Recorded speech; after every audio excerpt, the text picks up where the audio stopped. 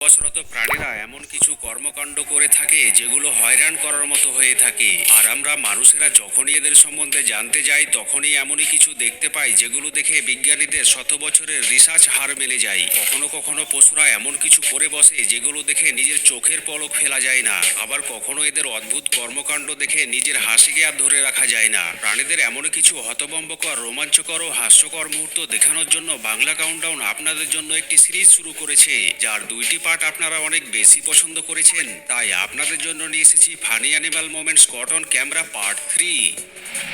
এখন যে দৃশ্যটি আপনি দেখতে পাচ্ছেন তা দেখে মনে হতে পারে পাখির একটি পুতুল দাঁড়িয়ে রয়েছে আর কয়েকটি বিড়াল পুতুলকে বোঝার চেষ্টা করছে, কিন্তু আসলেই এমনটা নয়। যেখানে একটি বাবুই পাখি খাবার খেতে এসে বিড়ালের এরিয়ায় আটকা পড়ে যায় আর নিজেকে বাঁচাতে পুতুলের মতো স্থির হয়ে থেকে যায়। আল্লাহ তুমি খেয়াল রেখো।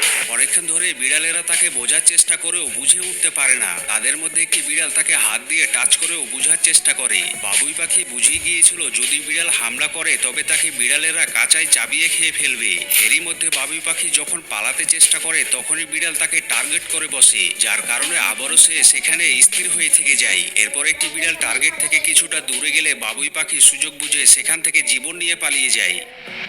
কিছু পশু রয়েছে যারা অপরকে উস্কানিমূলক আচরণ দেখিয়ে মজা নিয়ে থাকে। যেখানে একটি টিয়া পাখি চুপচাপ বসেছিল আর তখনই পাশে থাকা অপর টিয়া পাখি তার কাছে গিয়ে একটি কিক মেরে বসে। তুই তো বহুত খারাপ, এটা তুই কি করলি? আর কিক মেরে সেখান থেকে দূরে সরে যায়। বর্তমান জামানা বদলে যাবার সাথে সাথে পশুদের মধ্যে পরিবর্তন দেখতে পাওয়া যায়। যেখানে ইঁদুর বিড়ালের ভয়ে জীবন বাঁচাতে পালিয়ে যেত, সেখানে ইঁদুরকে বিড়ালের কাছে গিয়ে বিড়ালের খাবার দখল করে খেতে দেখা যাচ্ছে। এই তোরে তো দাওয়াত দেই নাই, তুই আইসা গেছিস, তোর রক্ত দাসকে আমি হোলি খেলুম। যখন দুইটি কুকুর একে অপরের সাথে লড়াই করে তখন তারা জায়গা ও সময় পরোয়া না করে ময়দানে নেমে পড়ে। আর এখানে দুইটি বাচ্চা কুকুর মুরগির ফার্মের ভিতরে এসে লড়াই শুরু করে দেয়। পাশে থাকা মুরগিগুলো তাদের লড়াই দেখার জন্য চারিদিক ঘিরে দাঁড়িয়ে যায়। দেখে মনে হচ্ছে ফাইট ক্লাবে দুইটি কুকুর লড়াই করছে।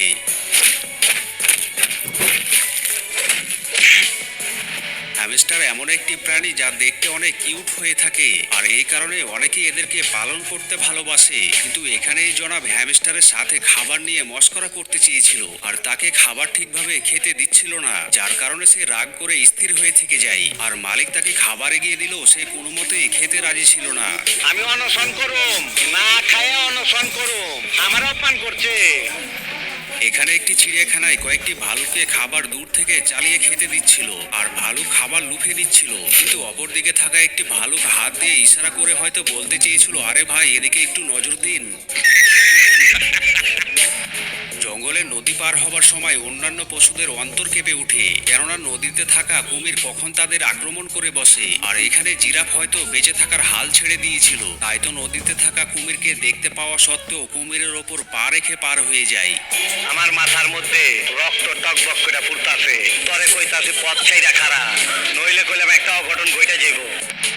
এবারে এই ক্লিপটি দেখে আপনি ভাবনায় পড়ে যাবেন, যেখানে চারটে পাখি মুখোমুখি দাঁড়িয়ে একে অপরকে কিছু বলার চেষ্টা করছে। এমন মুহূর্ত দেখে এটাই মনে হয় তাদের মধ্যে কোনো সিরিয়াস কথা চলছে। পুলিশ স্টেশনে যাইয়া ফেন্সিডেলের কেস নিয়ে বস্তিতে হানা দাও, পাবলিককে বুঝাও তুমি অ্যাক্টিভ, তোমার ছবি পেপারও ছাপাইবো, টিভিতেও দেখাইবো, যাও যাও। সিনেমাতে যখন দুইটি খলনায়ক লড়াই করে তখন তা দেখতে ভালো লাগে, এমনই এখানে দুইটি কুকুরকে লড়াই করতে দেখতে পাওয়া যায়। তাদের লড়াই চলাকালীন সময়ে আরো দুইটি কুকুর সেখানে চলে আসে আর তারা বুঝে গিয়েছিল এখানে থাকলে তাদের ওপর কয়েকটি মার পড়ে যেতে পারে। এমন অবস্থায় তারা সেখান থেকে চুপি চুপি কেটে পড়ে। আমি তোর বাইরে মাইরা ফেলামু, আল্লাহর কিরা, আমি তোর বাইরে মাইরা ফেলামু। কখনো কখনো বানরদের মধ্যেও দাদাগিরি দৃশ্য দেখতে পাওয়া যায়। আর এখানে বানরটির দাদাগিরির লেভেল কিছুটা উপরেই ছিল, যে কিনা তার সামনে থাকা একটি বানরকে দেখিয়ে নিজে খাবার খেয়ে যাচ্ছে আর বানরটিকে খাবার দেখিয়ে ললকাতে থাকে। যখনই সামনে থাকা বানরটি অন্যদিকে মাথা ঘুরায় তখনই তার মাথা টেনে তাকে খাবার দেখিয়ে ললকাতে থাকে। জিন্দগিতে আপনারে দেখি নাই, কিন্তু আপনার কথা শুনে বহুত কাচিম চিত করছি। কাচিম চিত বুঝে, কাচিম চিত হইলে জীবনে আবার সোজা হইবার পারে না।